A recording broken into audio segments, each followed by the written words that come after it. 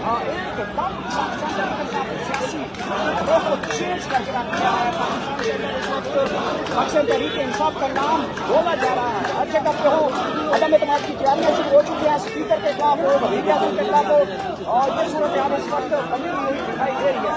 और बड़ी तरह से यहाँ पे पार्लियामेंटेरियन जो है इस्लामाबाद हाईकोर्ट का गेट जो है वो बंद कर दिया गया है। पुलिस की भारी टकरी यहाँ पे पहुंच चुकी है। कहा अभी भी यहाँ पे पाकिस्तान तरीके साहब के पार्लियामेंटेरियन यहाँ पे शुरू है। तहरीक बहुत बड़ी का आगाज कर दिया गया है इस्लामाबाद के लिए। 10 लाख लोगों के लिए पाकिस्तान का जो प्लान सामने आ चुका है।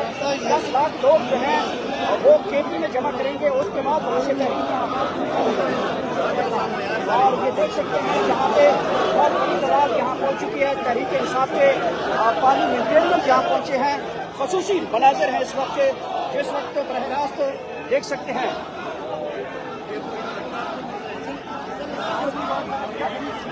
अस्सलाम वालेकुम, मैं